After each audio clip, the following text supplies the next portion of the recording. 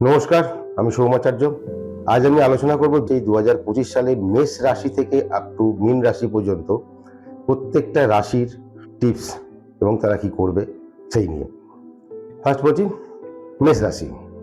মেষ রাশির জাতক জাতিকারা এই 2025 সালে আপনারা এক তো আপনাদের সাড়ে সাথী চালু হয়েছে এবং আপনারা কি করবেন, জাতক এবং জাতিকারা অবশ্যই হনুমানজির পুজো করুন। প্রত্যেক মঙ্গলবার হনুমানজির মন্দিরে যান, একটা নারকোল, দুটো লাড্ডু দিয়ে জবা ফুলের মালা দিয়ে পুজো দিন এবং তার সঙ্গে একটি লাল কাপড় নিন, স্কোয়ার ছোট, সেই লাল কাপড়টি হনুমানজির গায়েতে এবং পায়েতে ঠেকিয়ে, যাতে কিনা হনুমানজির গায়ে যে সিঁদুর লাগানো থাকে সেই সিঁদুরটা তাতে লাগবে এবং সেটাকে 4 ভাঁজ করে সেই কাপড়টা আপনি আপনার মানি পার্সে কিংবা আপনি আপনার দোকানে রাখতে পারেন, ক্যাশ বক্সে। হ্যাঁ, এবং হনুমানজির মন্দিরের সামনে প্রত্যেক মঙ্গলবার অন্তত 7 জন ভিখিরিকে চাল বা ডাল দান করুন এবং প্রত্যেক দিন সকালে উঠে অবশ্যই চান করে উঠে আপনি সূর্য প্রণাম করবেন এবং লাল রং ব্যবহার করুন। কালো এবং নীল রঙের বস্ত্র বর্জন করুন, একদমই পরবেন না, অন্তত যারা মেষ রাশির জাতক জাতিকা যাদের সাড়ে সাথী চলছে। এবং একটু মেটে সিঁদুর নেবেন, নিয়ে ঘি দিয়ে কোনো একটা ছোট্ট পাত্রে টিপ তৈরি করে রেখে দেবেন। প্রত্যেক দিন চান করে ওঠার পর সেই টিপ ধারণ করবেন। এটা হচ্ছে মেষ রাশির জন্য। বৃষ রাশি। বৃষ রাশির জাতক জাতিকারা যারা আছেন তারা অবশ্যই সকালে উঠে স্নান করে সূর্য প্রণাম করবেন, সূর্য প্রণাম মাস্ট। এবং বুধবার দিনকে সবাই করে কি, মঙ্গলবার শনিবার দিন কালী মন্দিরে গিয়ে পুজো দেয়। আপনারা যারা বৃষ রাশির জাতক জাতিকা তারা বুধবার দিন কোনো কালী মন্দিরে গিয়ে অবশ্যই পুজো দিন। বুধবার, মঙ্গলবার বা শনিবার আপনি যেতেই পারেন, কিন্তু বুধবার। এবং সাদা রং ব্যবহার করুন, সাদা রঙের কাপড়, জামা, বস্ত্র যাই হোক ব্যবহার করবেন সাদা রঙের।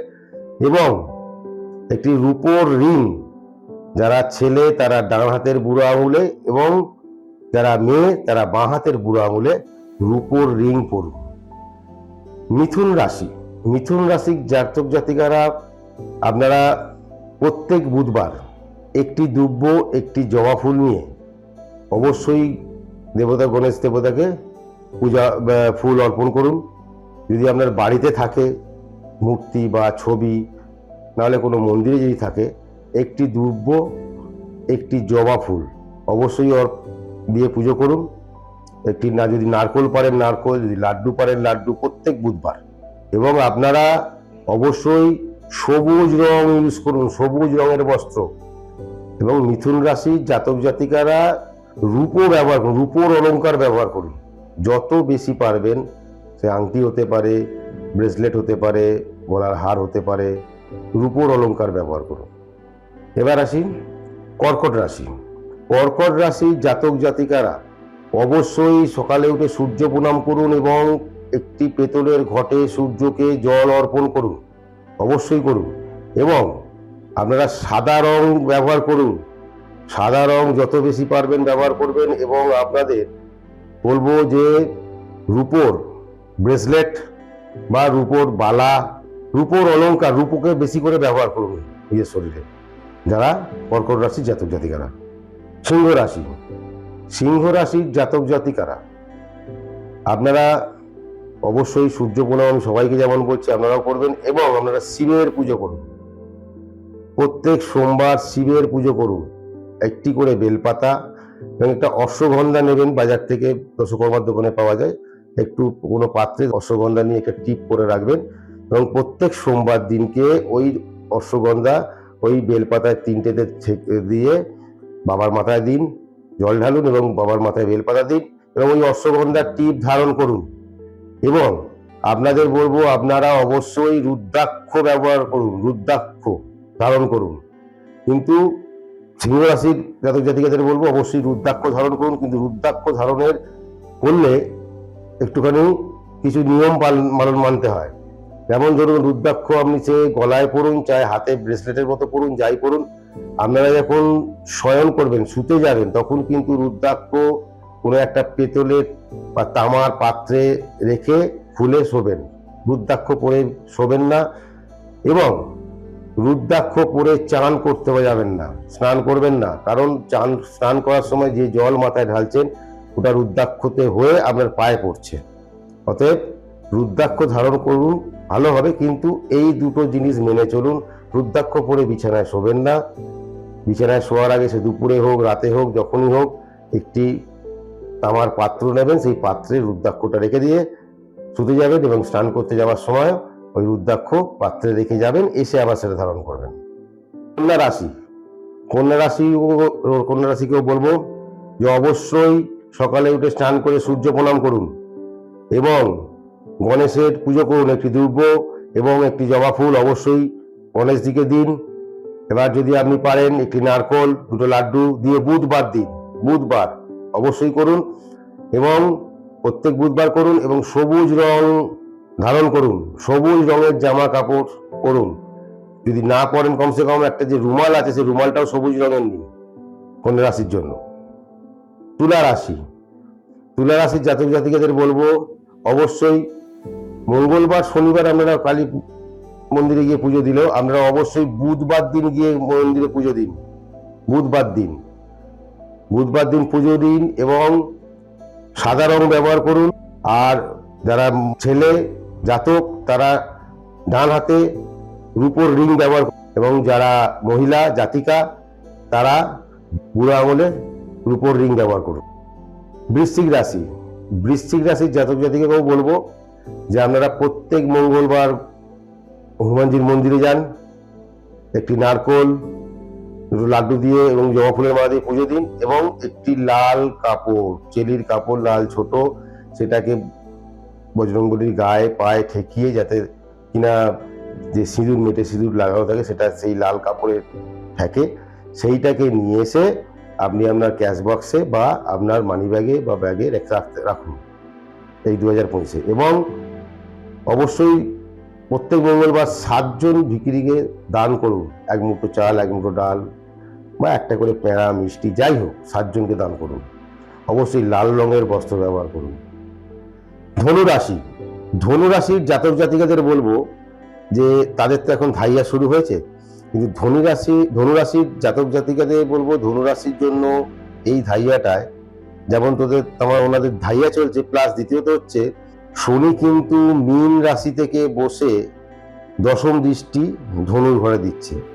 অতএব ধনুরাশির যাদের ধাইয়া চলছে তারা কিন্তু একটু সাবধানে থাকবেন। আপনাদের বলবো অবশ্যই স্নান করে উঠে সূর্য প্রণাম করুন এবং কাঁচা হলুদ ইউজ করুন। কাঁচা হলুদ সুতোয় বেঁধে জাতকরা ডান হাতে এবং জাতিকারা বাঁ হাতে বা গলাতেও ঝুলিয়ে পড়তে পারেন। কাঁচা হলুদ যতটা পারবেন, যদি চান বেটে ভাতের সঙ্গে খেতেও পারেন। কাঁচা হলুদকে যত পারেন ইউজ করুন এবং প্রত্যেক বৃহস্পতিবার অনেকেরই বাড়িতে ঠাকুর ঘরে তারামার ছবি আছে বা যা কোনো মন্দিরে হোক গিয়ে তারামাকে অন্তত একটি মালা, জবা ফুলের মালা দিয়ে একটু পুজো দিন, ধূপ দেখান। এবং ধনুরাশির জাতক জাতিকাদের বলবো যে যা কাজ করবেন একটু ভেবেচিন্তে করবেন, কারণ আমাদের শুধু ধাইয়াই চলছে না, আপনার ধাইয়ার সঙ্গে শনির দশম দৃষ্টিও আপনার ঘরে রয়েছে। এবং হলুদ রঙকে ব্যবহার করুন, নীল এবং কালো রঙের বস্ত্র বা কিছু ব্যবহার করবেন না। তাতে কি হবে যে আপনার যে কাজ 100% যে সাকসেস, সেখান থেকে অন্তত 30% সাকসেস আপনার বেকার হয়ে যাবে।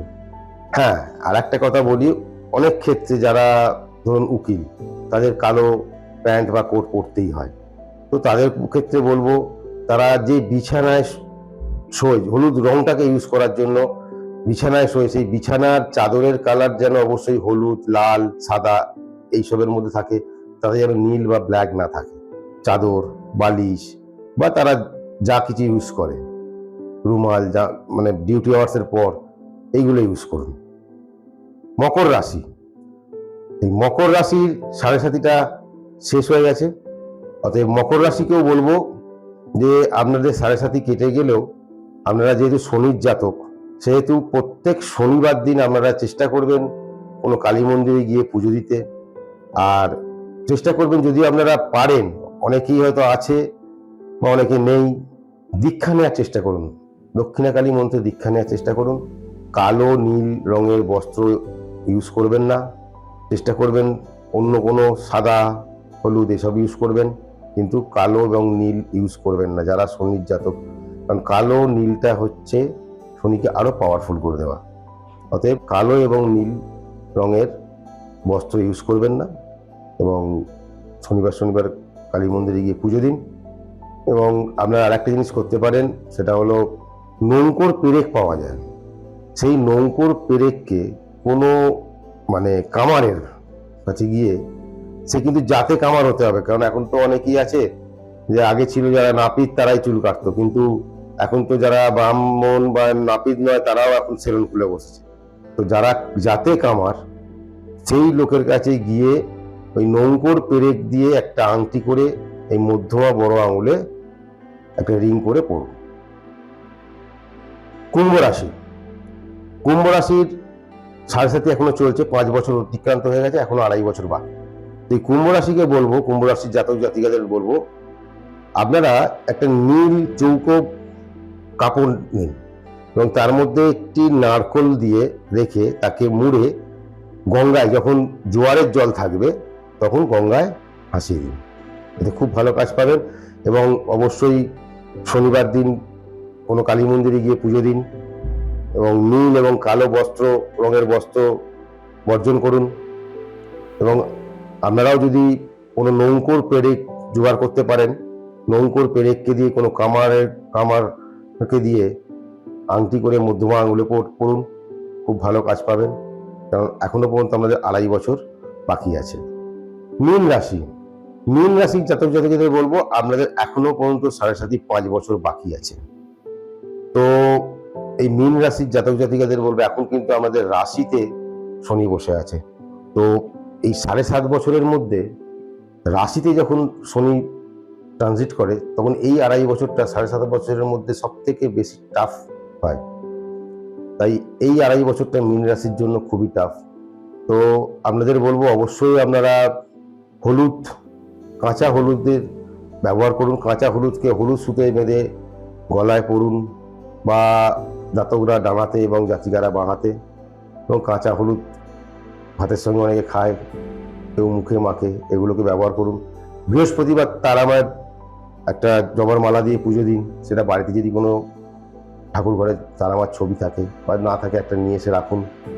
এবং হলদে রং ইউজ করুন, হলদে রঙের জামা, হলদে রঙের প্যান্ট, বা আপনাদের বাড়ির বিছানার চাদর, বালিশের ওয়্যার, বা আপনার বাড়ির ঘরের জানলার পর্দা সব হলদে রঙের ইউজ করার চেষ্টা করুন।